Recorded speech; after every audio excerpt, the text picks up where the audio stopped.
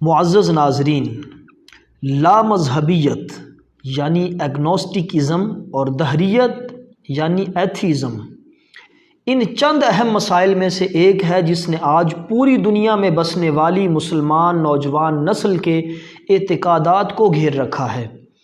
بدقسمتی سے یہ مسئلہ ہر روز پہلے سے زیادہ سنگین اور شدت اختیار کرتا جا رہا ہے۔ پہلے یہ مسئلہ دیگر مذاہب کے ماننے والے نوجوانوں کو پیش آیا تھا، مگر آج یہ فتنہ امت مسلمہ کے گھروں میں بھی داخل ہو چکا ہے۔ اگر اس کا سدباب نہ کیا گیا تو یہ آئندہ ادوار میں مسلمانوں کو درپیش اہم ترین چیلنج ہوگا۔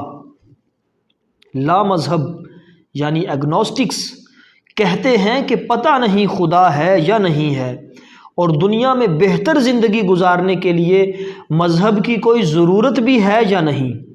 یہ طبقہ جب حد سے بڑھ جاتا ہے اور وہ اپنے بیان میں مزید اعتماد اور یقین داخل کرتا ہے تو یہی طبقہ دہریہ کہلاتا ہے، جس کو ایتھسٹ بھی کہا جاتا ہے۔ یہ کہتا ہے کہ اللہ رب العزت کا کوئی وجود نہیں، مذہب کی ضرورت نہیں، مذہب صرف انسانوں کا بنایا ہوا ایک نظام ہے جو دوسرے انسانوں کو باندھنے کے لیے استعمال کیا جاتا ہے۔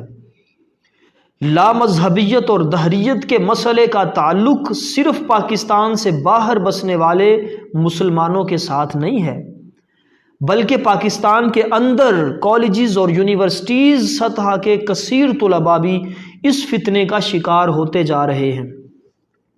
اس کو بے خبری کہیں یا معصومیت، والدین کو اس کی سمجھ ہی نہیں ہے۔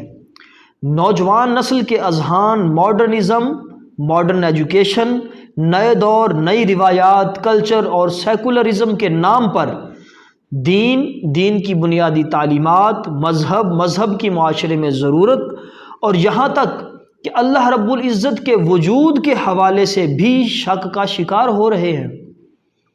ہم عموماً ایسے پورے طبقے کو ایک ہی نظر سے دیکھتے ہیں کہ یہ ماڈرن لوگ ہیں اور انہیں دین کی سمجھ نہیں۔ ایسا نہیں ہے۔ حقیقت میں یہ دو الگ الگ طبقات ہیں۔ ایک طبقہ وہ ہے جو ماڈرن ہے یا ممکنہ طور پر بے رہ روی کا شکار ہے، دینی اقدار اور دینی تعلیمات سے زیادہ آشنا نہیں ہے۔ یہ طبقہ بنیادی طور پر دین اور مذہب کی ضرورت پر اعتراض نہیں کرتا اور اللہ رب العزت کی ذات اور وجود کا انکار نہیں کرتا۔